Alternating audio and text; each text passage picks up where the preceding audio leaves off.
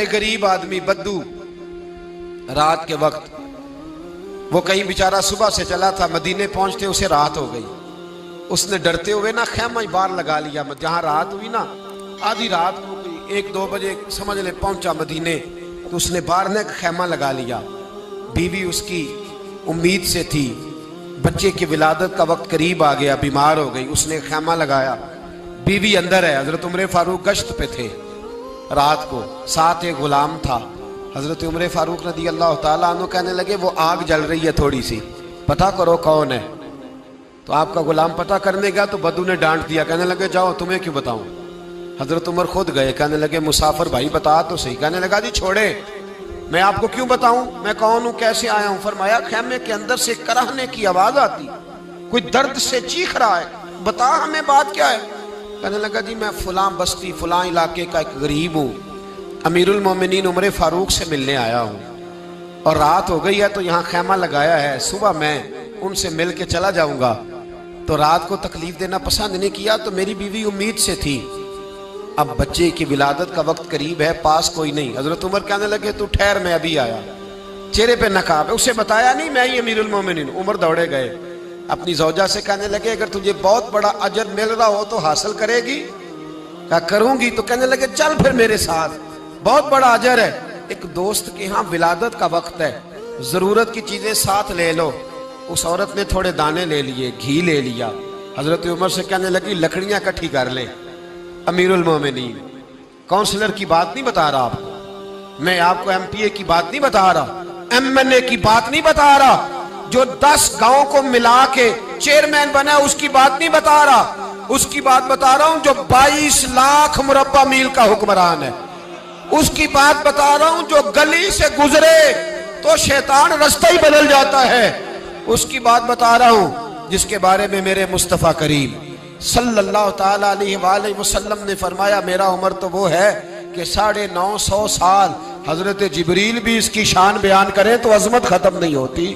اتنا بڑا شخص. حضرت عمر نے لکڑیاں اکٹھی کی، اینٹوں کا روڑے لے کے چولہا بنایا، پہنچ گئے. آپ کی زوجہ کہنے لگی یہ تھوڑے دانے ڈالنے، گھی ڈالنے اور ایک لکڑی لے کے اس کو ہلائیں، تیار کریں. خود زوجہ اندر چلی گئی، حضرت عمر باہر پکانے لگے. وہ بدو کہتا ہے میں اس طرح کا ان کے ساتھ بہیو کرنے لگا جیسے کو کسی چوکیدار کے ساتھ نہیں کرتا. میں نے سمجھا یہ عمر نے چوکیدار رکھے آنے جانے والے مہمانوں کا. میں کبھی پانی کا پیالہ مانگتا، کبھی کوئی بات، عمر دوڑے جاتے، کبھی پانی لاتے. او مسلمانوں، او میرے رسول کے غلام عزیزو، حضرت عمر فاروق. وہ غلام کہتا ہے میں عمر سے کہتا، میں کہتا غلام پانی لا تو عمر دوڑ کے پانی لاتے. میں کہتا تجھے گھی پکانا بھی آتا ہے، پہلے بھی کبھی پکایا ہے؟ تو عمر فرماتے کوشش تو کر رہا ہوں. میں کہتا پہلے بھی کبھی تیری بیوی نے یہ کام کیا ہے؟ تو حضرت عمر کہنے لگے مجھے یاد نہیں، پوچھ کے بتاؤں گا.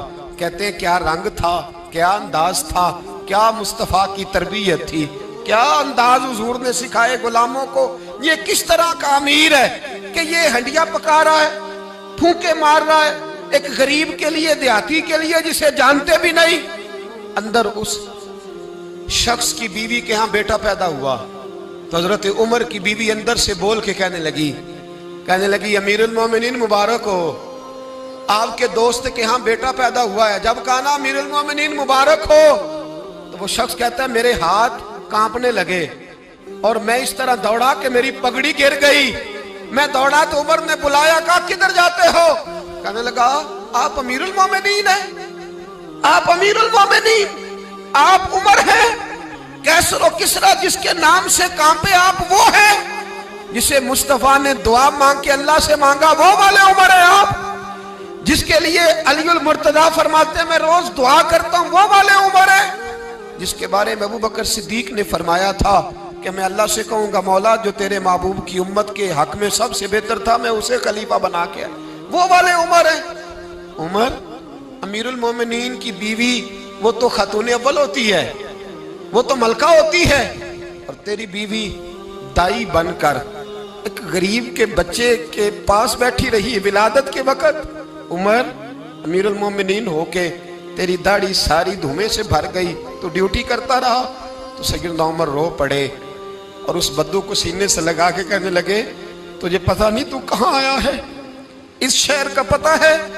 اس نے کہا حضور کہاں ہے؟ فرمایا یہ میرے نبی کا مدینہ ہے، یہ مصطفیٰ کا مدینہ ہے، یہاں امیروں کا استقبال نہیں ہوتا، یہاں غریبوں کے استقبال ہوتے۔ یہاں حضور نے اس اسٹیٹ پہ میرے رسول پاک نے وہ والا رنگ دیا ہے کہ اب غریب سر اٹھا کے جینے لگے ہیں، اب مزدوروں کو عزتیں ملنے لگی ہیں، اب یتیموں نے سر اٹھا لیا ہے کہ ہمارا کوئی سننے والا